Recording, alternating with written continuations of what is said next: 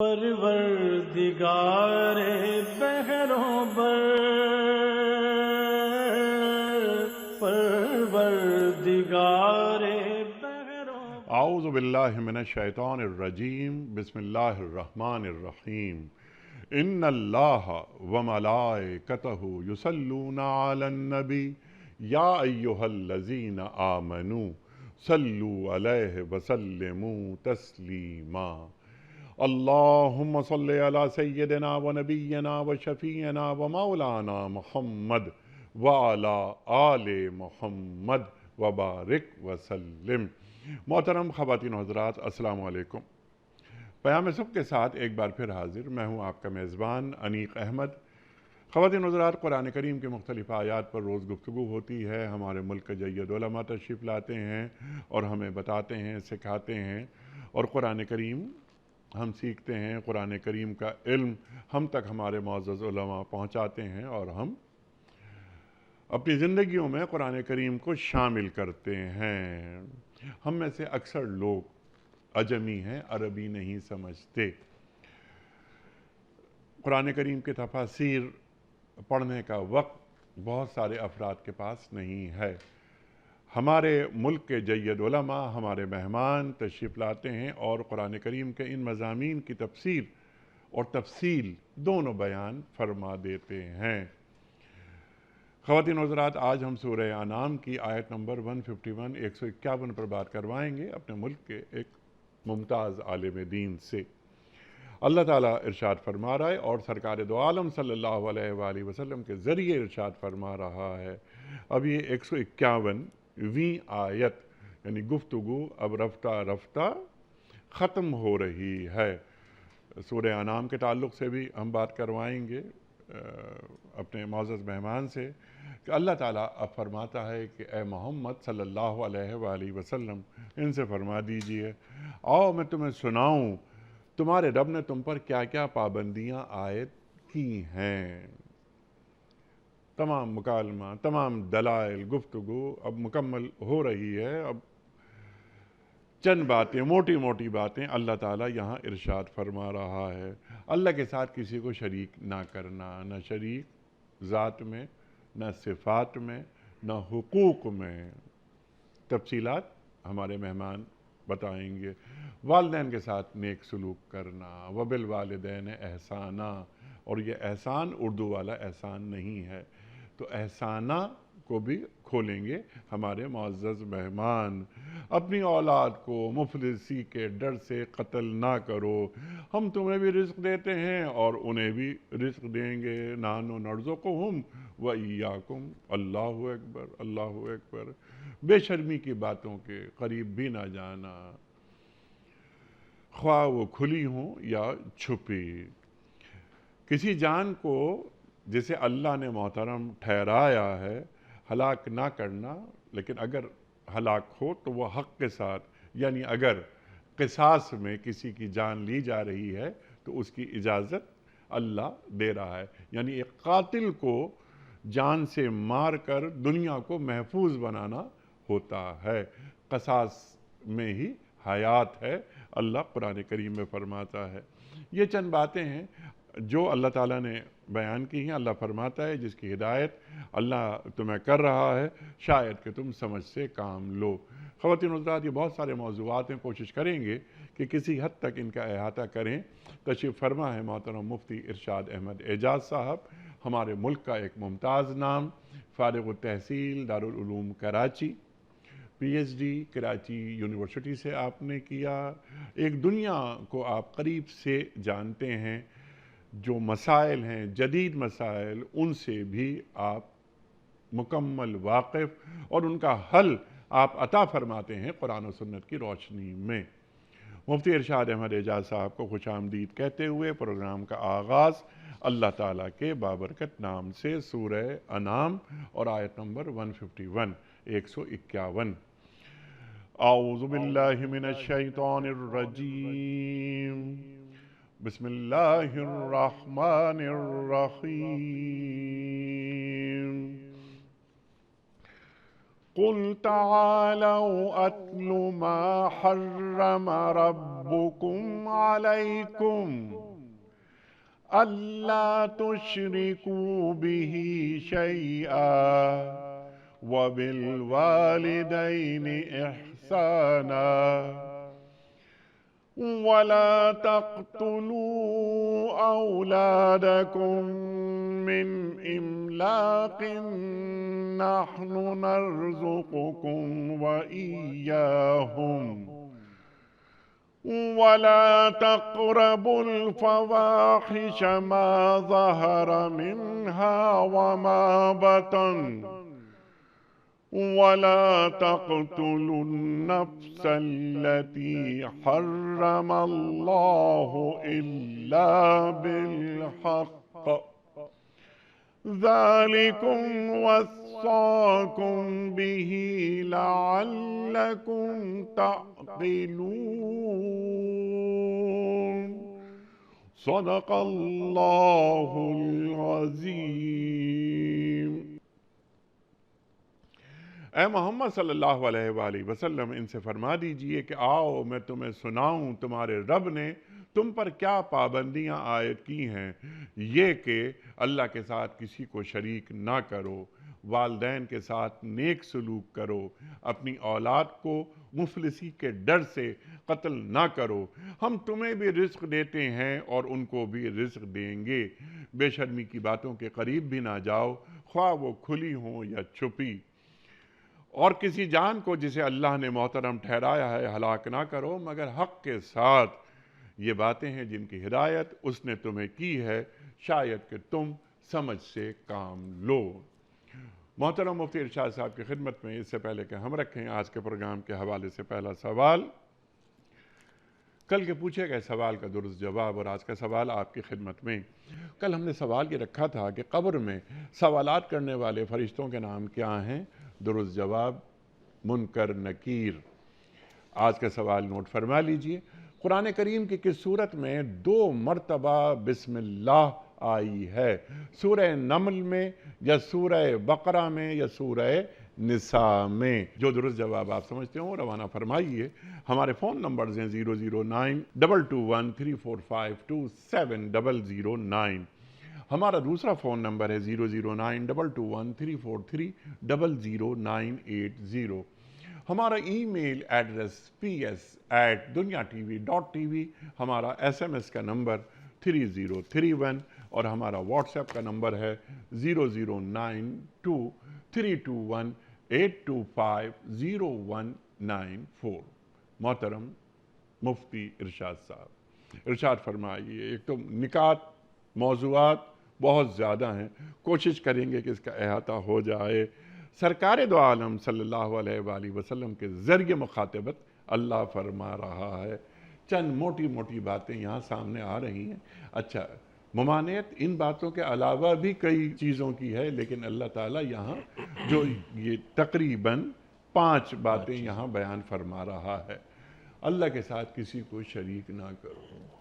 हम मुसलमान कभी शिरक नहीं कर सकते, किसी बुत के आगे सर नहीं झुका सकते, कभी नहीं हो सकता। लेकिन एक शिरक खफी भी होता है, शिरक जली, वो हम जानते हैं। तो कहीं ऐसा तो नहीं कि शिरक के जो माना मफाहीम हैं वो हम पर वाज़े ही नहीं कि शिरक बिज़्ज़ात क्या होता है, शिरक बिस्सिफ़ात क्या होता है, शिरक बिलहुकूक क्या होता है। इरशाद।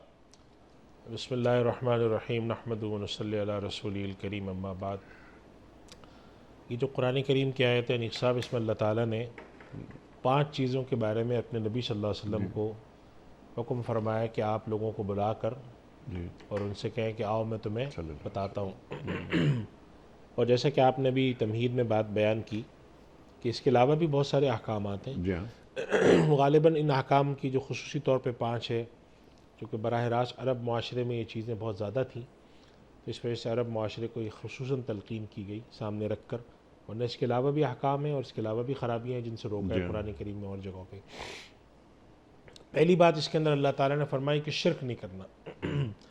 अगर हम अंबिया कराम की तमाम की हिदायत को जमा करें तो अंबिया कराम की हिदायत के बारे में कुरान करीम में जो कुछ मिलता है अहादीस में, ख़ुद अम्बिया के यहाँ, तो चंद बुनियादी बातें मिलती हैं। उनमें से बुनियादी अक़ीदा अक़ीदा तौहीद है। तौहीद है, आखरत है, अम्बिया पर ईमान है, किताबों पर ईमान है। तो अल्लाह सुब्हानहू व तआला यहाँ फरमाते हैं कि पहली बात की तरफ इशारा करते हुए कि आप ऐलान करके कह दीजिए, बुला करके, अल्लाह तुशरिकू बिही शैया, अल्लाह के साथ किसी को शरीक मत ठहराना। और जैसा कि आपने अभी बात में इब्तिदा में तमहीद में बात सवाल में रखी कि शिर्क की तो एक सूरत ये है कि हम जाकर किसी के आगे सजदा रेज़ हो जाएं, ठीक, किसी बुत के आगे। तो ये सूरत तो अल्हम्दुलिल्लाह मुसलमान माशरे में, हत्ता कि अहले किताब में भी नहीं है ये सूरत कि वो जाकर किसी जी हाँ, गैरुल्लाह को बुत की शक्ल में सजदा करके खुदा की हैसियत दे दें। लेकिन शिर्क की बात सूरतें ऐसी हैं कि जिनको शिर्क कहा जाता है बराह रास्त, यानी शिर्क जली नहीं है, लेकिन वो शिर्क की दूसरी किस्म की चीज़ें हैं।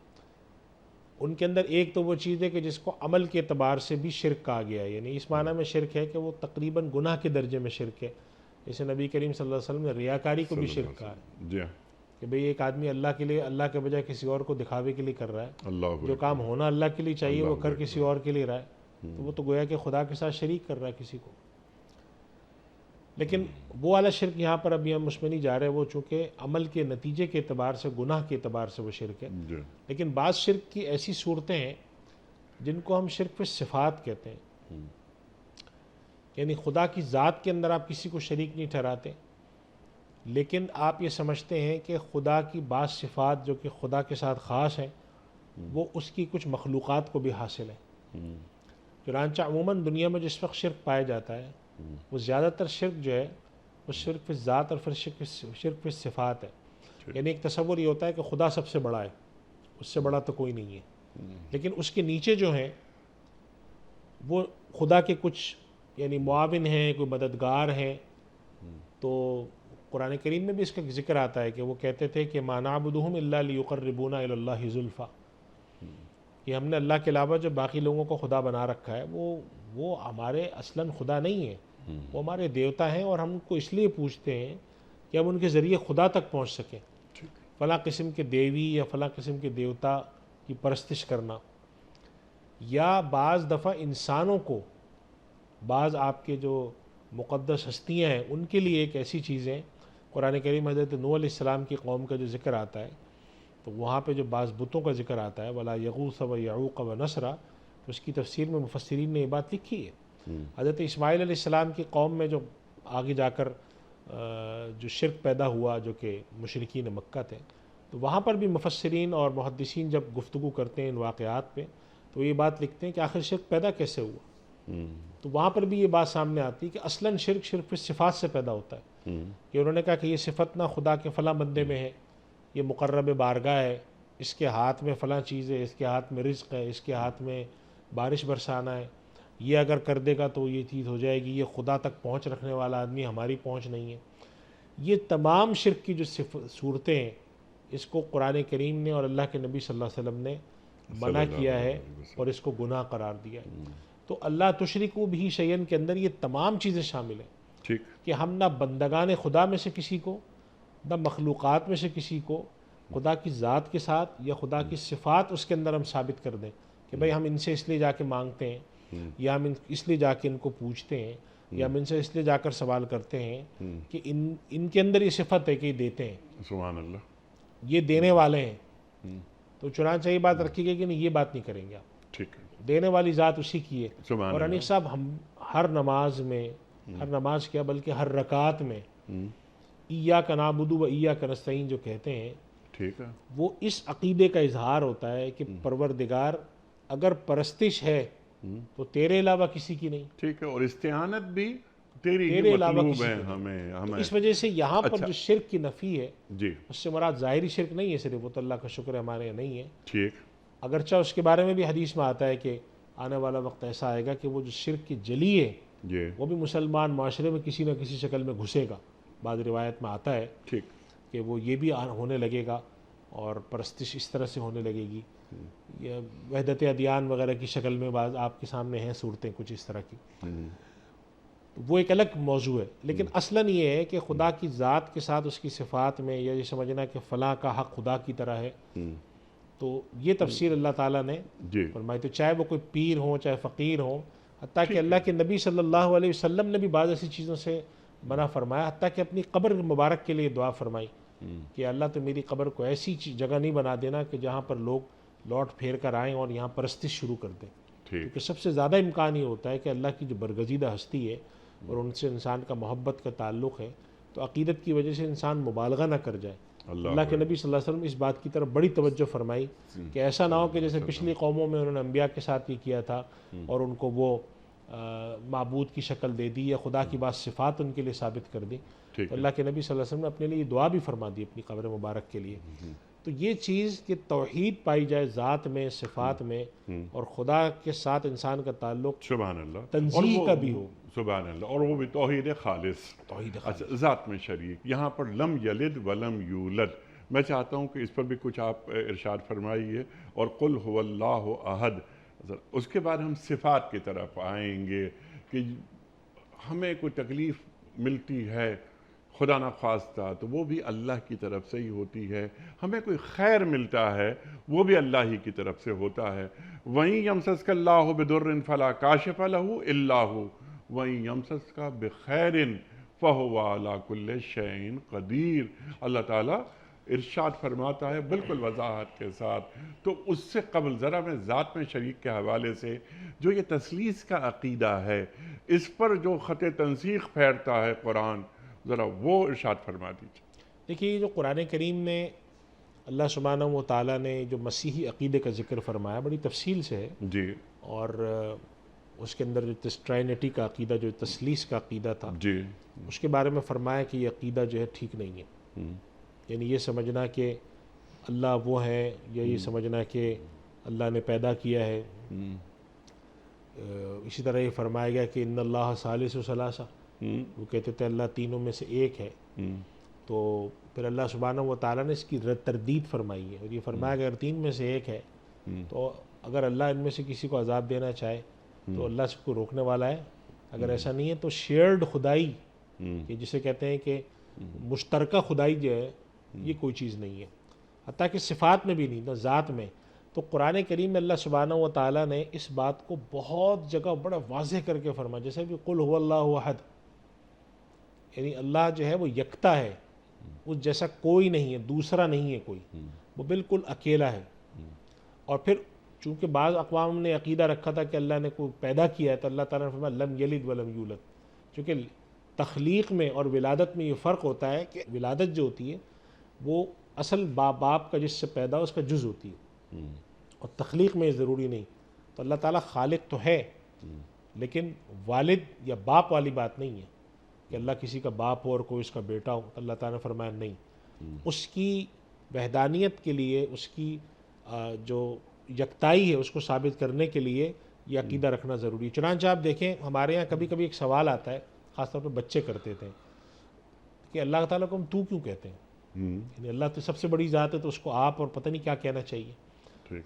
तो आप ये देखें कि बर्र सग़ीर में, हिंदुस्तान में जो उर्दू में अल्लाह को तू से न पुकारा गया, और इसकी जो हिकमत आप जाके पढ़ें तो कई 100 साल से उर्दू बोली जा रही है और उर्दू से मुताल्लिक़ ज़बानें, लेकिन गालिब जितने भी हजरात आए हमारे उलमा वो कहते थे कि असलन इस तू से खुदा की इस यकताई और वहदानियत का दिखाना मकसूद है। कि लफ्ज़ तू अगरचा बज़ाहिर बोलने में तो तू हम वाहिद मुज़क्कर का सीगा है और आमतौर पर छोटे को या किसी से बहुत ज़रा सा उस दर्जे में बात करेंगे, लेकिन सिवाय खुदा की ज़ात के कि वहाँ पर तू बोलने से मुराद उसका यकता होना, किसी का उस जैसा ना होना, लैसा कमिस्लिही शैइन वाली बात उसमें हो, लम यलिद वलम यूलद वाली बात हो, हदियत हो कि तेरे अलावा कोई नहीं।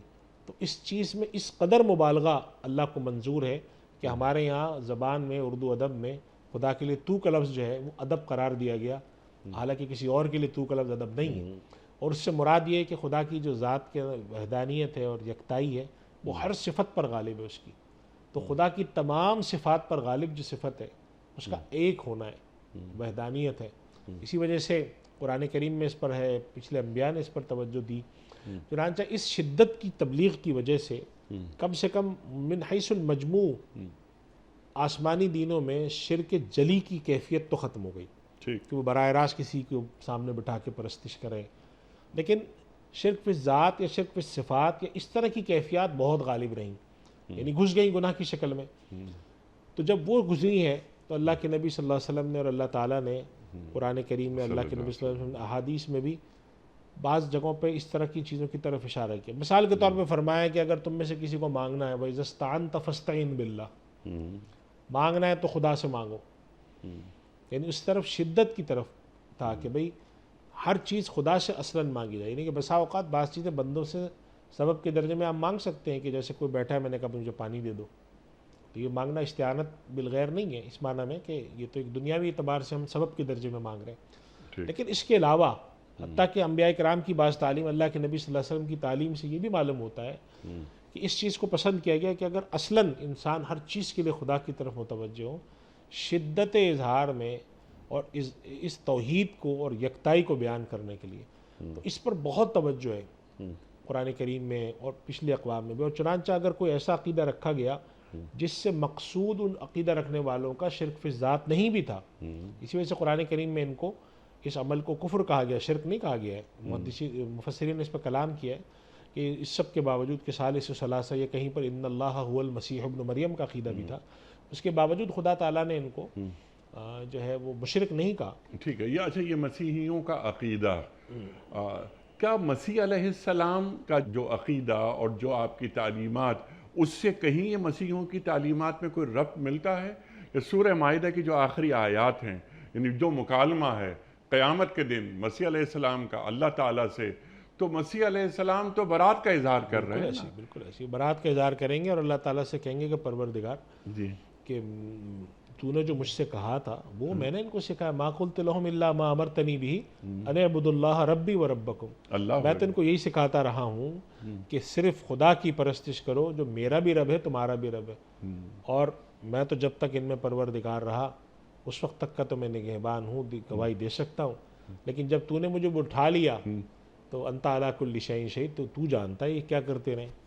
तो फिर हत्ता कि फिर वो एक तरह से नबी हैं तो उम्मत का ख्याल भी है, तो एक सिफारिशी जुमला भी बोल देंगे जी, इन तुअज़्ज़िबहुम फ़इन्नहुम इबादुक, परवरदिगार अगर तू इनको अजाब देना चाहता है तेरे बंदे हैं, और अगर तू बख्शना चाहता है तो तू बड़ा ज़बरदस्त है, हिकमत वाला है।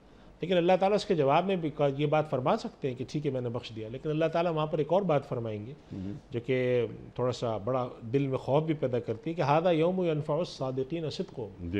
अल्लाह ताला फरमाएंगे कि आज का दिन जो है, आज के दिन की जो मैंने जो फ़ैसले का उसूल और ज़ाब्ता रखा है, मग़फ़िरत भी उसमें शामिल है, वो भी तो है, लेकिन असलन यौम यनफ़उस सादिक़ीन सिद्क़ुहुम, आज के दिन सच्चों को उनकी सच्चाई नफ़ा देगी। तो अब अगर किसी ने अपनी ज़िंदगी के अंदर इस तरह के गलत काम, गलत चीज़ें कर रखी हैं तो असलन तो उसका मुहासबा होगा।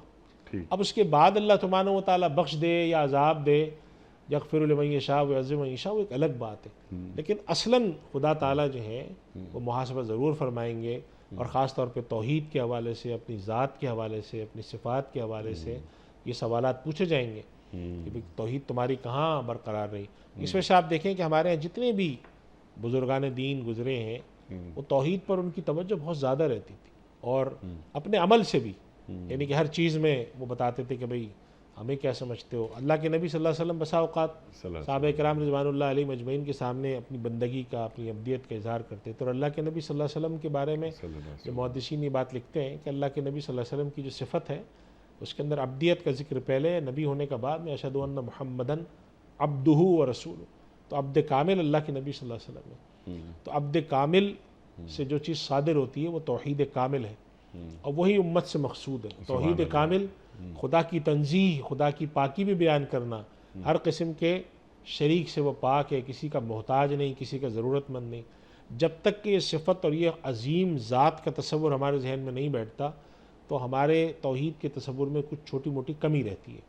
तो वो मकसूद है कि अल्लाह तुशरिकू बिही शैयन, यानी सिर्फ इतनी सी बात नहीं कि हमने कहते अच्छा ठीक है मैं खुदा के अलावा किसी को नहीं मान रहा, मेरा अमल, मेरा रुआ रुआ इस बात को साबित करे कि ये ज़ात मेरी जो है ये अकेली है, इसके साथ ना कोई ज़ात में शरीक है, ना कोई सिफ़ात में शरीक है, और कोई सिफ़त, हत्ता कि हमारे यहाँ ये तक भी बाज़ बुजुर्गान दीन का तरीक़ा था कि अगर किसी सिफ़त को तावीलन भी मखलूक के लिए साबित किया जा सकता है वो भी नहीं करते थे, कहते थे नहीं। यानी कि मिसाल के तौर पर इस्तिआनत है, बड़ा मशहूर एक उम्मत में इख्तलाफ भी है इस मसले में कि इस्तिआनत तहतल असबाब और फ़ौक़ल असबाब का जो एक मामला है, तो उसके तहत बाज़ हज़रात बाज़ चीज़ों की इजाज़त देते हैं कि बाज़ बड़ी शख्सियात से, बुज़ुर्गों से हम इस्तिआनत तहतल असबाब के तहत हम कर सकते हैं। लेकिन जो बाद हमारे बड़े जो हज़रात हैं, जो मोहतात हज़रात हैं, वो इससे भी मना करते थे। वो कहते थे नहीं, इय्याका नअबुदु व इय्याका नस्तईन का तकाज़ा ये है कि हम खुदा के अलावा किसी से कोई चीज़ ना मांगें, क्योंकि हम हर नमाज के हर रकात के अंदर खड़े होकर खुदा से कह रहे हैं, बल्कि एक तरह का दावा कर रहे हैं ना, कि परवरदिगार हम तेरी ही इबादत करते हैं। तो सवाल हमसे नहीं होगा कि दावे तो तुम हर रकात में खड़े होकर करते थे और अमल तुम्हारा ये था। तो ये है पहली चीज़ कि अल्लाह ताला फरमाते हैं कि देखो, हमने जो नबी के ज़रिए सल्लल्लाहु अलैहि वसल्लम के ज़रिए 5 बातों की तलकीन फरमा रहे, तो पहली बात तो ये है कि अल्लाह तुशरिकू बिही शैया, उनके साथ शरीक न करना। ठीक। फिर दूसरा, अल्लाह ताला ने जो कुरान करीम में जगह जगह नहीं, इसके साथ फ़ौरन एक बात जो बीच में रह गई थी, हमने पहले शरीक फिज़ ज़ात पर आपसे बात करवाई, लेकिन जो आप बात फरमा रहे थे सिफ़ात में शरीक कर देना, अल्लाहु अकबर। तो ये सिफ़ात में शरीक हम नहीं करते लेकिन कर लेते हैं नादानिस्तगी में, क्या ऐसा महसूस नहीं होता? जी अनिक साहब, सबसे ज़्यादा जो मोहतात और जिसे मैं कह सकता हूँ ना फिसलने वाली जगह है ना, जी वो शिर्क पे सिफ़ात है। जी। शिर्क पे ज़ात में उमूमन लोग नहीं जा पाते हैं। अल्लाह ताला ने इतनी समझ शूर दी होती है कि कोई खुला किसी को बुत को पूजे, लेकिन सिफ़ात के अंदर गड़बड़ कर जाते हैं। ठीक है, ज़रा इसको वाज़े कर और दीजिए। खुसूसन जो बड़ी बुज़ुर्ग हस्तियाँ हैं, जी उनके साथ इंसान का एक अक़ीदत का और मोहब्बत का ताल्लुक़ होता है। वो मोहसिन भी हैं हमारे, उनसे हम तक दीन पहुँचाए।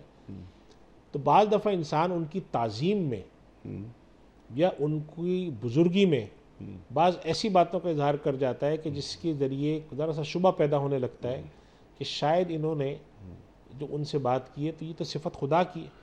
कोई एक आदमी आता है किसी बुज़ुर्ग के पास आके कहता है कि मेरे यहाँ औलाद नहीं हो रही, आप औलाद दे दीजिए।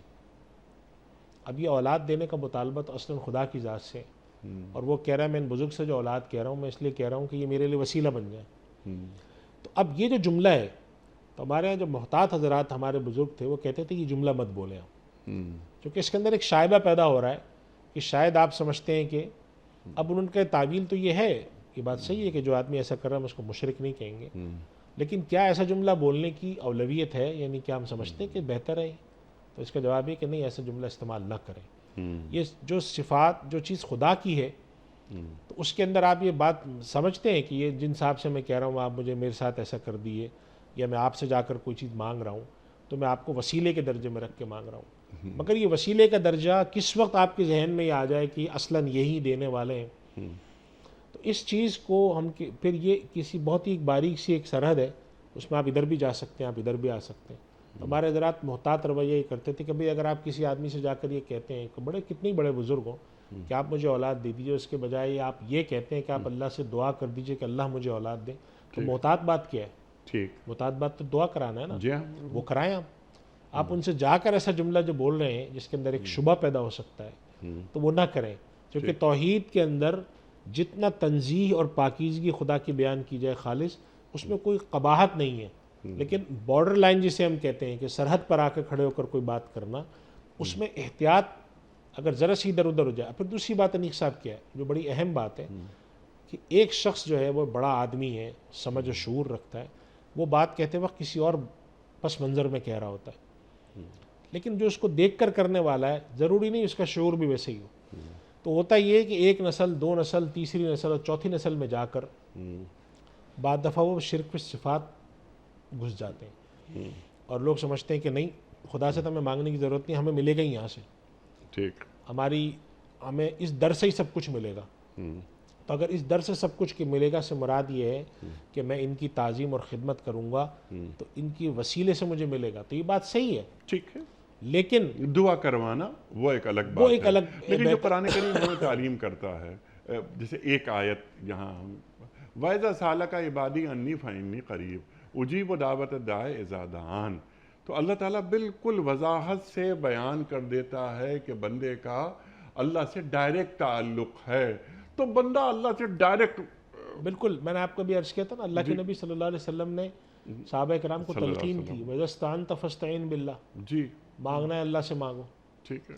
तो हमारे यहाँ ये तलकीन मौजूद है, अल्लाह के नबी सल्लल्लाहु अलैहि वसल्लम ने की, और जितने हमारे बुज़ुर्ग व मशाइख हैं ठीक। वो अपने यहाँ खुदा की ज़ात के साथ ताल्लुक़ को मजबूत करने को, तौहीद को बहुत ज़्यादा फोकस करते थे। अब होने ये लगा अनीक साहब कि हमारे यहाँ बात जो ज़ाहिर है कि इन्हितात तो है हमारे यहाँ, ठीक है। तो बहुत सारे ऐसे हजरात बाज़ चीज़ों में गैर मोहतात बातें कर देते हैं, ठीक। इस पर दूसरी तरफ से जो मोहतात और मुस्सिक़ा उलमा हैं वो तनकीद करते हैं कि भाई आपने देखिए क्या खूबसूरत बात फरमा दी, सुभान अल्लाह सुभान अल्लाह। किसी से दुआ करवा ली जाए, कोई अल्लाह वाला है, कोई बुज़ुर्ग है, ख़ानदान का बुज़ुर्ग है कोई बड़ा, उससे कोई भी काम हो, लेकिन ये मांगना सिर्फ अल्लाह ही से है। आप दुआ कीजिए कि अल्लाह मुझे इस नेमत से सरफराज बिल्कुल कर ऐसे ही, दे। बिल्कुल ऐसे ही, बिल्कुल। अच्छा, फ़ौरन अंदर आगे बढ़ते हैं। अब ये यानी सिफ़ात में शरीक नहीं करना, वो खालिक है, मालिक है, हई है, क़य्यूम है, राज़िक़ है, वग़ैरह वग़ैरह तमाम चीज़ें, ये सिफ़ात 99 सिफ़ात, इनसे ज़रा आदमी करीब हो और जाने और सिफ़ात के साथ अल्लाह पर ईमान लाए। अच्छा, वबिल वालिदैन एहसाना। अच्छा, कुरान करीम में कई जगहों पर अल्लाह ने अपने साथ वालदैन को रखा है, यानी वालदैन का मकाम कितना बढ़ा दिया। अनिश्कुरली वले वालिदैक, मेरा शुक्र अदा करो और अपने वालदैन का। अल्लाहु अकबर। तो ये वबिल वालिदैन एहसाना, वालदैन के साथ नेक सलूक करो, यहाँ क्या फरमा रहा है अल्लाह? देखिए कुरान करीम में आपने जैसे बिल्कुल वजह बात फरमाई कि अगर हम जहाँ जहाँ वालिदैन के साथ हुस्न सलूक की तलकीन है, अल्लाह के नबी सल्लल्लाहु अलैहि वसल्लम की अहादीस में वालिदैन के हवाले से जो बातें की गई हैं जी, उनको हम देखते हैं तो हमें ये समझ में आता है कि इस कायनात में माँ बाप के बाद, अल्लाह के बाद जो बड़ा एहसान का दर्जा है वो माँ बाप का रखा गया है। यानी अल्लाह और उसके नबी सल्लल्लाहु अलैहि वसल्लम का तो एहसान का दर्जा है ही है, वो तो अल्लाह के नबी सल्लल्लाहु अलैहि वसल्लम ने खुद बात फरमा दी है। लेकिन इस कायनात के अंदर अल्लाह ताला माँ बाप को जिस तरह से दुनिया में बच्चे को लाने का सबब, इसकी परवरिश का सबब और इस लिहाज से उसको बड़ा करने का, उसके लिए सब कुछ करने का सबब बनाते हैं, जी हाँ, इस दर्जे में अल्लाह का मुतालबा है कि ये इनका एहसान, अल्लाह ताला के तमाम एहसानात तुम तक इनके ज़रिए पहुँचते हैं, लिहाजा इनका सबसे बड़ा दर्जा है वबिल वालिदैन एहसाना। और कुरान करीम में और तफसीलात हैं, हदीस में इससे मालूम होता है कि माँ बाप के बारे में अल्लाह ताला ने कहा इनके साथ हमेशा हुस्न सलूक करो। आपने सुभान बिल्कुल बजा नुक्ता इरशाद फरमाया कि एहसान से यहाँ मुराद उर्दू वाला एहसान नहीं है कि जिसका मतलब हम समझते हैं हम किसी पे एहसान कर रहे हैं, बल्कि यहाँ मुराद है हुस्न सलूक। और एहसान का मतलब होता है कि जो कानूनी तकाजा है उससे बढ़कर अपनी बसात में जो बेहतर से बेहतर है वो करो। और फिर कुरान करीम में और जगह भी फरमाया कि अगर वो बूढ़े हो जाएँ तो उनके साथ ये ना करो, उफ़ ना कहो। अल्लाह के नबी सल्लल्लाहु अलैहि वसल्लम ने जो तलकीन फरमाई है और जहाँ तक फरमा दिया कि तुम तुम्हारा माल तुम्हारे बाप का है। अल्लाहु अकबर। तो हमें इसको जब हम मजमूई तौर पे पढ़ते हैं तो समझ में आता है कि माँ बाप का अल्लाह ने बहुत बड़ा हक़ रखा है। और अनीक साहब, हम पहले बचपन में और आज से कोई 30-40 साल पहले जब हम पढ़ा करते थे तो हम सोचते थे कि माँ बाप तो हमारे माशरे में वैसे ही ताज़ीम के काबिल समझे जाते हैं, लेकिन अब जब ज़रा हालात देखता हूँ सामने या बाहर की दुनिया के, तो अंदाज़ा होता है कि अल्लाह ताला ने इंसान की नफ्सियात के अंदर इस चीज़ को क्यों पेवस्त करने की कोशिश की कि हर चीज़ से बढ़कर तुम्हें इनका करना है। ये चाहे ज़ईफ़ हो जाएं, बूढ़े हो जाएं, कोई ऐसी बातें करने लगे जो तुम्हें नागवार गुजरती हैं, फिर भी उफ़ मत करना। जी, चाहे जाए ये कि आप उनको उठाकर एक तरफ डाल दें या उनके साथ कोई बदसलूकी करें या उनको जाकर ओल्ड होम में जमा करा दें, वगैरह वगैरह जो सूरतें हैं। तो अल्लाह ताला इंसानी माशरे में एहसान के हवाले से सबसे पहला मुतालबा ये करता है कि अगर तुम एहसान को याद रखने वाले हो और एहसान का बदला चुकाने वाले हो तो अल्लाह पर ईमान और तौहीद के बाद पहला दर्जा ये कि माँ बाप के साथ तुम हुस्न सलूक करो। अल्लाहु अकबर। और अगर तुम इनके साथ हुस्न सलूक नहीं करते तो इसका मतलब ये है कि फिर तुम हुस्न सलूक करने वाले नहीं, दूसरों के साथ जाके 200 लोगों के साथ करते रहो, इनके साथ नहीं करते। अल्लाहु अकबर। तो इस वजह से माँ बाप की का ताल्लुक़, माँ बाप का एहसान और माँ बाप की खिदमत, उनके साथ हुस्न सलूक, ये कुरान करीम का एक बड़ा वाज़ेह, खुला और कई जगह पे किए जाने वाला मुतालबा है। और हत्ता कि यानी पिछले दिनों में एक देख भी रहा था प्रोग्राम, उसमें ये बात आई कि पाकिस्तान के अंदर कानून साजी हुई है कि माँ बाप के ख़र्चे औलाद पर, और पाकिस्तान के जो सदर साहब हैं उन्होंने बड़ा बजा तौर पे ये बात कही कि हमें ये कानून बनाना पड़ रहा है ये कोई कानून बनाने वाली बात है? अल्लाह तो अकबर। माशरे के अंदर इस चीज़ का शऊर होना चाहिए कि माँ बाप की जिम्मेदारी किस पर है। चाहे ये कि कानून रियासत बना कर कहे कि अगर माँ बाप ज़रूरतमंद है तो औलाद दे, तो माँ बाप का हक़ है, ठीक। और वो एक मुतय्यन हक़ है।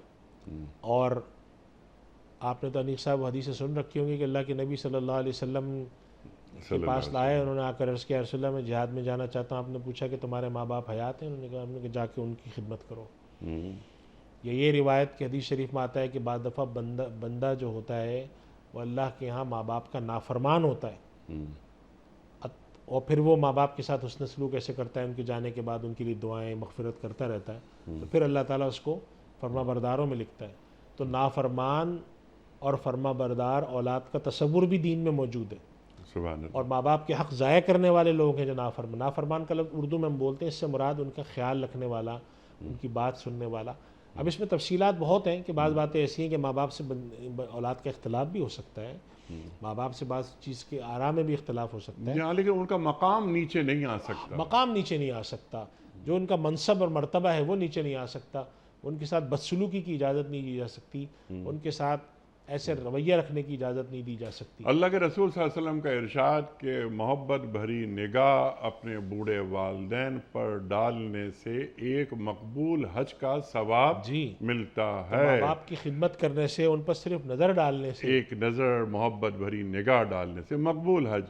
अच्छा, हम जो हज करके आते हैं तो गारंटी इस बात की नहीं होती, हमें तवक्को होती है, अल्लाह से हम अच्छा गुमान रखते हैं कि हमारा हज कबूल हो गया होगा। लेकिन अल्लाह के रसूल सल्लल्लाहु अलैहि वसल्लम मोहब्बत भरी निगाह डालने के लिए हज मकबूल की ज़मानत दे रहे हैं। और जब सहाबी सवाल ये करते हैं कि अल्लाह के रसूल सल्लल्लाहु अलैहि वसल्लम ये फरमाइए कि अगर मैं 100 मोहब्बत भरी निगाहें अपने वालिदैन पर डालूं तो क्या फरमाया? तो सबका सवाब मिलता है इंसान को। और अल्लाह के ख़जानों में तुम कमी महसूस नहीं करोगे। बिल्कुल।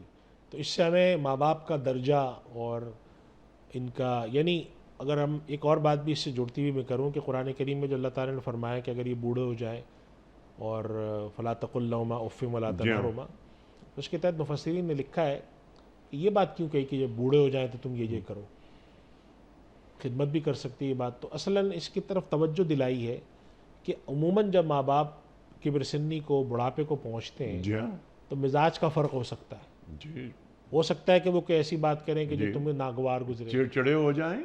वो चिड़चिड़े हो जाएं। जी। उस सब के बावजूद ला तक़ुल लहुमा उफ़ वला तनहरहुमा वक़ुल लहुमा क़ौलन करीमा वख़्फ़िज़ लहुमा जनाहज़्ज़ुल। अल्लाह, 4 हिदायतें दी, सुभान ना अल्लाह। उनको उफ़ कहना, ना उनको झड़कना, और उनके साथ मोहब्बत की, प्यार की, ढंग की बात करना, और कंधे झुकाए और रखना। कंधे झुकाए रखना। और अल्लाह। 5वां हुक्म और भी अजीब दिया कि वक़ुर रब्बिरहमुमा कमा, और दुआ भी करते सुभान अल्लाह, रहना। सुभान यानी ये बहुत मुमकिन है कि उनका मिजाज ख़राब हो जाए, उनके अंदर चिड़चिड़ापन आ जाए, वो कोई गलत बात करे। तो मुफस्सिरीन लिखते हैं कि कुरान करीम ने खुसूसन इंसानी नफ्सियात को देखते हुए, और सारी हिदायत तो है ही हैं कि खिदमत करो जो कर सक, लेकिन ये भी दी।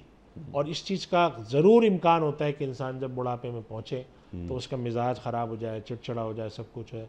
उसके बावजूद 4 अहकाम यहाँ पर एक दिए और 5वीं दुआ का कहा है। इससे अहमियत का अंदाज़ा होता है कि क्या अल्लाह सुब्हानहू इतनी तफसील से। जी।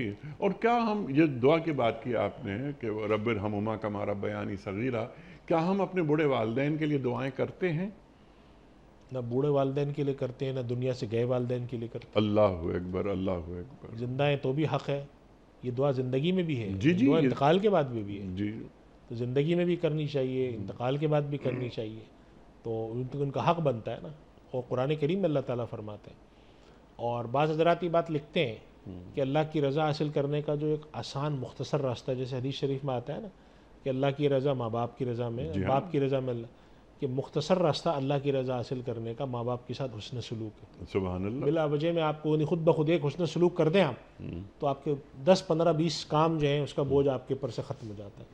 तो ये जो तलकीन है कि वबिल वालिदैन ihसाना, जी हाँ, तो यहाँ पर फरमाया है कि अल्लाह तुशरिकू भी शैअन बिल वालिदैन, वालिदैन के साथ हुस्न सलूक ख़त्म, आगे बात नुक्ता। जी हाँ, जितनी बातें हैं कि वो बस करते हैं, वो करते हैं, उसमें तफसील हो सकती है, लेकिन असलन मुआशरे में माँ बाप के साथ मुआशरती कदर जो है अल्लाह को मतलूब है कि माशरा मिन हैसुल मजमू माँ बाप के साथ हुस्न सलूक वाला माशरा हो। अल्लाह और अगर कोई ना करता हो, देखिए माँ बाप, माशरती कदर का मतलब क्या होता है नहीं सर, कि उस चीज़ को पसंद किया जाता हो, नंबर एक माशरती तौर पे। नंबर दो, अगर कोई ना करता हो तो उसके लिए लोग फिर कुछ उसको लान तान करें, कुछ मलामत करें कि तुम किस तरह के आदमी हो, जी हाँ, तो माँ बाप की खिदमत नहीं करते। यानी माशरे में उस चीज़ को पसंदीदगी की नाज देखा जाता हो और न करने वाले को नापसंदीदगी से देखा जाता हो। ये कदर अगर हमारे माशरे में कम होती है तो इसका मतलब ये है कि हम वबिल वालिदैन एहसाना पे अमल नहीं कर रहे। एहसाना से मुराद मैंने अभी अर्ज किया कि अदल से ऊपर एहसान है। जी जी बिल्कुल, एक्सीलेंस, जो भी काम Excellence, करें जो खिदमत बेहतर से करें बेहतर हो वालिदैन सकता है वो की, करें। कि मुझसे ज़्यादा बेहतर वालिदैन की खिदमत कोई नहीं कर सकता। तो ये चीज़ का जज्बा अल्लाह अकबर। अभी होना चाहिए। एक नौजवान ने सरकार दो आलम सल्लल्लाहु अलैहि वसल्लम की खिदमत में शिकायत की अपने वालिद की कि वो जब चाहते हैं मेरा माल वो हासिल कर लेते हैं। तो अल्लाह के रसूल सल्लल्लाहु अलैहि वसल्लम फरमाते हैं ना कि अंता वो मालों का ले अभी का, तू और तेरा माल तेरे बाप का है। अल्लाह अकबर, अल्लाह अकबर। ये हुस्न सलूक असल में मतलूब है। तो अल्लाह करे कि हमारी ये कदर बरकरार है। अभी भी अल्लाह का शुक्र माशरे में है, लेकिन आहिस्ता आहिस्ता रू बज़वाल है। जी जी, रूह बाद ऐसे ज़वाल है। नज़र आती हैं इसी चीज़ें। कराची में अब आपने बात की थी ओल्ड एज सेंटर्स की, ओल्ड एज हाउसेस की। हमने एडी सेंटर में जो ओल्ड एज हाउसेस है वहाँ से प्रोग्राम भी किए हमने, और वहाँ मुफ्ती साहब, यानी आदमी हिल जाता है, कांप जाता है कि बाज़ औलाद अपने वालिदैन को, जो उन्होंने ख़ुद बताया हमें यहाँ पर छोड़कर चले गए, कोई राब्ता नहीं है। कोई राब्ता नहीं है। और वो कराची में रह रहे हैं, अच्छे घरों में रह रहे हैं, सर्द मौसमों में गर्म लिहाफ़ों में रहते हैं, और बूढ़ी माँ और बूढ़ा बाप कैसे है, और वो कलमा गो हैं, मुसलमान हैं वो। तो ये चीज़ जो है हमारे, अल्लाह करे कि हमारे माशरे में चीज़ कभी ना मैंने आए। वहाँ पर एडी सेंटर में एक खातून से ये कहा, जब उन्होंने अपना पूरा वाक़या सुनाया, हम बहुत परेशान हुए। तो मैंने उनसे ये कहा कि अच्छा आप ये फरमाइए कि जिस औलाद ने आपको यहाँ जमा करा दिया, चली गई, आप उसके लिए बद्दुआ करेंगी? तो उन खातून ने क्या कहा, एक माँ कहती नहीं बेटा, उसके साथ कोई मजबूरियाँ होंगी। बद्दुआ नहीं दी, जस्टिफाई बद्दुआ नहीं है औलाद के लिए। अल्लाह अकबर, अल्लाह। औलाद की बड़ी कम नसीबी है कि माँ बाप को इस तरह से रखें और जी ऐसे हाँ। छोड़ कर आएँ। और होता है बाद दफ़ा ऐसे कि माँ बाप की तरफ से इंसान को थोड़ी कुछ उलझन परेशानी होती है, लेकिन उसने ये चीज़ तय कर लेनी है कि ये नहीं होगा, ठीक, कुछ भी हो जाए। जी जी, बल्कि अगर वालिदैन मुसलमान नहीं हैं, इसके बावजूद उनकी खिदमत, उनका मकाम, उनका मर्तबा, हमारा दीन तो ये तालीम देता है। बिल्कुल ऐसे ही है। बेशर्मी की बातों के करीब भी ना जाओ और किसी की जान ना लो जिसको अल्लाह ने मोहतरम ठहराया, मगर हक के साथ। कंक्लूड फरमा दीजिए। दो बातें हैं इसमें। अल्लाह ताला ने कुरान करीम में फ़वाहिश का एक तस्वुर दिया है, गुनाह के अलावा। इन्नल्लाह यामुरु बिल अदली वल इहसान, उसके अंदर है कि यनहा अनिल फ़हशाई वल मुनकर। तो फ़हशा से मुराद है वो बेहयाई के काम जो अल्लाह ताला ने इंसान में शर्म व हया रखी है, उसके कुछ तकाजे रखे हैं।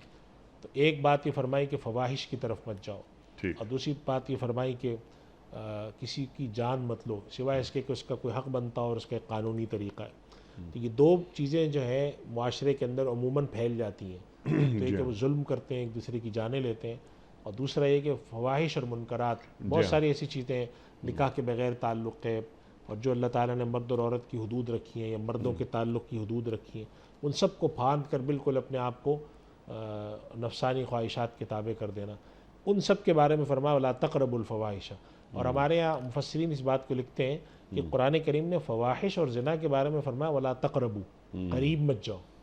यानी ये नहीं फरमाया कि करो नहीं, ये फरमाया करीब मत जाओ, इसलिए कि इंसानी नफ्सियात और इंसान के तहत अल्लाह ने जो ख्वाहिशात रखी हैं वो करीब जाने से वो गुनाह में लाजमन गिरता है। अल्लाह तो ऐसे असबाब इख्तियार ना करो। चुनांचे इसीलिए हमारे यहाँ जो जिन हजरात ने इस इस्लाम के फ़लसफ़े हया पर गुफ्तगू की है, तो पर्दे का तसव्वुर, मर्द और औरत के इख्तिलात का तसव्वुर, इन सब पर वो गुफ्तगू करते हैं। तो वो कहते हैं ये ला तक़रबू के तकाज़े हैं। जी हाँ। वरना उसूलन ये है कि नबी करीम सल्लल्लाहु अलैहि वसल्लम की जो अहादीस से मालूम होता है कि ये ऐसे काम है कि इंसान जब इसमें करीब जाता है तो लाजमन उसमें हद को वो फान लेता है, वो उन हदूद को क्रॉस कर लेता है, बाउंड्रीज को क्रॉस कर लेता है। सद्दे ज़राए, सद्द ज़रिया के तौर पर चीज़ों को रोकने का हुक्म दिया गया। ये भी एक माशरती कदर है जो अल्लाह को मतलूब है। और आखिरी वो माशरती कदर कि इंसानी जान ऐसी मोहतरम हो कि कोई आदमी किसी की जान ऐसे ना ले। हम जैसे देख रहे होते हैं ना, हमारे यहाँ लड़ाई हुई, उसने गोली मार दी। अभी पिछले दिनों कराची में 2 बच्चों की लड़ाई हुई, ट्यूशन सेंटर में एक बच्चे ने दूसरे को गोली मार दी। तो बर्दाश्त और तो ये तलकीन कि भाई जुल्म नहीं करना, कत्ल नहीं करना। हाँ, अगर किसी ने कत्ल कर दिया है तो उसका एक तरीका पूरा कानूनी अदालती निज़ाम के तहत जाकर आप किसास लें, वो एक अलग बात है। अल्लाह ताला ये बात फरमाते हैं। और इस बात का ततिम्मा मैं आखिर में ये बात करके कर दूँ कि नाहक कत्ल को अल्लाह सुब्हानहू व तआला ने कुरान करीम में इतना सख्त जुर्म करार दिया है कि फरमाया कि अगर किसी ने ऐसा काम किया मुतअम्मिदन फ़जज़ाउहु जहन्नम खालिदन फ़ीहा, अल्लाहु अकबर, कि वो हमेशा उसमें रहेगा और जहन्नम में रहेगा और अल्लाह का गज़ब है उसके ऊपर। अल्लाहु तो अकबर। इस चीज़ को हमें समझना चाहिए, इंसानी जान का एहतराम और कितना ज़्यादा है। तो अल्लाह ताला यहाँ पर जो तलकीन फरमा रहे हैं उसमें ये एक तलकीन 5वीं ये है कि मुसलमान माशरे की बुनियादी कदर ये हो कि वहाँ पे कत्ल, वहाँ पे किसी के साथ जिस्मानी नुकसान का कोई तसव्वुर ना हो कि मुसलमान माशरा यहाँ पे कैसे हो सकता है। और आजकल के हालात मुल्क के अफसोस होता है, नहीं सब उल्टा हो गया है कि हम समझते हैं कि अगर लड़ाई हुई तो पहला काम सामने वाला गोली मारने का करेगा। तो इंसानी जान इस कदर गैर मोहतरम हो जाए, कैसे हो सकता है। और हमारा दीन क्या तालीम देता है कि जिसने एक इंसान की जान बचाई उसने पूरी इंसानियत की जान बचाई, जिसने एक को कत्ल किया उसने पूरी इंसानियत को कत्ल किया। जुर्म की संगीनी बयान हो रही है। अल्लाहु अकबर। एक नुक्ता बीच में रह गया, ला तक़्तुलू औलादकुम खशियत इम्लाक़। अहम नुक्ता है बिल्कुल। और मैं इस पर एक जुमला बोल के अर्ज़ करता हूँ कि बड़ा अरबों में दस्तूर था कि औलाद पैदा हो गई, ज़्यादा हो गई तो ये खाएगी कैसे। तो अल्लाह ताला फरमा रहे हैं कि ये जो बात तुम्हारे जहन में है कि औलाद ज़्यादा हो जाए तो उसको हम कत्ल कर दें कि खिलाएंगे कैसे, अल्लाह ताला ने फरमाया कि ये मत करो। ये खिलाना और रिस्क देना ये हमारा काम जी। तुमको भी हम रिस्क दे रहे हैं, भी हम ही देते हैं, उन्हें भी हम देंगे। बिल्कुल। अल्लाहु अकबर, अल्लाहु अकबर। ये तो आपने हमारा आज भी हमारे लिए जी आज ही के 2 बच्चे ही अच्छे। तो ये इस तरह के जो नारे हैं क्या दीन की रूह के खिलाफ नहीं है? जी बिल्कुल रूह के खिलाफ है ये नारे। इस वजह से हमारे उलमा ने कभी इस तरह के नारों को कबूल नहीं किया जी। और ये बात कही कि कोई इनफरादी तौर पे किसी शख्स की कोई ज़रूरत है, उसके हालात अच्छे हैं या बीमार है, वो एक अलग बात है। लेकिन एक माशरती पॉलिसी बनाकर इसकी निफाज करना। और अब दुनिया में ये जो इस तरह की चीज़ें आई हैं, जो अब तो दुनिया में इनके जो माशी ख़राब असरात पड़े हैं माशरती, वो अब सामने आ रहे हैं कि इस तरह की गैर तबी तौर पर पाबंदियाँ लगाकर माशरे के अंदर खलफशार का शिकार करना, इसकी कोई ज़रूरत नहीं है। और एक तरीके से जो प्रोसीजर अल्लाह ताला ने दुनिया के बढ़ने का रखा है उसको बढ़ते रहना चाहिए। वसाइल के ऊपर काम करना चाहिए, असबाब इख्तियार करने चाहिए। अलम नजरिल अर्द किफ़ाता, बाज़ हज़रात ने इस पर लिखा है कि अल्लाह ताला फरमाते हैं अलम नजरिल अर्द किफ़ाता अहयाअम व अमवाता। तो उसके तहत मालूम होता है अल्लाह ने दुनिया को इंसानों के लिए काफ़ी रखा है, उसके अंदर वसाइल और ऐसी चीज़ें रखी हैं। हम वसाइल की तकसीम ना करें, हम जुल्म का निज़ाम कायम रखें, चंद अफराद का हम चीज़ों पर कब्ज़ा रखें और बाकी लोगों को तलकीन करें कि तुम औलाद कम पैदा करो, तो ये तो कोई बात नहीं है। सुभान अल्लाह। हम उस तरीके को इख्तियार करें, क्योंकि ये बिजली है, इससे करंट लगकर मैं मर सकता हूँ तो मैं दोबारा चिराग और लालटेन की रोशनी में आ जाऊँ कि करंट से बच जाऊँगा। लेकिन जो गैर मुनसिफाना तकसीम है वसाइल की, अगर मुनसिफाना हो जाए तो कोई भूखा ना रहे।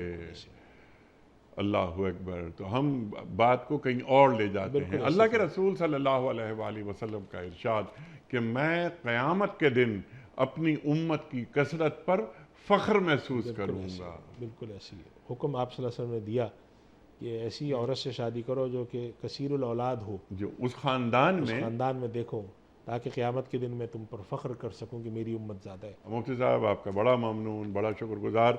शुरू में तो मैं समझ रहा था कि इतने सारे ये निकात हैं, ये कैसे मुकम्मल होंगे, लेकिन अल्हम्दुलिल्लाह आपने इसका अहाता किया और इसको आपने बयान फरमा दिया। हमारे उलमा को अल्लाह सलामत रखे। ख़वातीन हज़रात, वक्त क्या मुकम्मल हुआ हमारे आज के प्रोग्राम का क्विज़। कल का सवाल हमारा ये था कि कब्र में सवालात करने वाले फरिश्तों के नाम क्या हैं? दुरुस्त जवाब मुनकर नकीर। आज का सवाल नोट फरमा लीजिए। कुरान करीम की किस सूरत में 2 मरतबा बिस्मिल्लाह आई है, सूरह नमल में या सूरह बकरा में या सूरह निसा में? जो दुरुस्त जवाब आप समझते हो रवाना फरमाइए। हमारे फ़ोन नंबर्स हैं 00922134527 हमारा दूसरा फ़ोन नंबर है 009221343000980। हमारा ईमेल एड्रेस ps@duniatv.tv, हमारा SMS का नंबर 3031 और हमारा व्हाट्सएप का नंबर है 00923218250194। वक्त है कुरान अंदाजी का। मोहतरम मुफ्ती इरशाद साहब एक पर्ची निकाल कर ऐलान फरमाएंगे आज के मिनट के नाम का। रशीद अहमद चाचड़ साहब, मुस्लिम कॉलोनी ढेरकी। चाचड़ साहब ढरकी से आपकी खिदमत में दुनिया टीवी की जानिब से दीनी कुतुब पर मुश्तमिल गिफ्ट हैम्पर आपके घर रवाना किया जा रहा है बजरिए कोरियर। आपको बहुत बहुत मुबारक हो। पयाम सुबह का इख्तिताम होता है रोज़ाना एक कौल पर, और वो कौल होता है साहिब नहजुल बलागा अमीरुल मोमिनीन हज़रत अली मुर्तज़ा करमल्लाहु वजहू का। आप फरमाते हैं जो शख्स अपने दायरे हुकूमत में जुल्म को जायज़ समझता है वो बुरी तरह हलाक हो जाता है।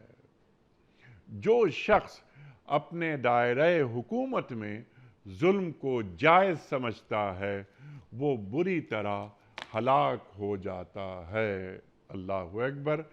अपने मेज़बान अनीक अहमद को कल तक के लिए इजाज़त दीजिए। खुदा हाफिज़। परवरदिगारे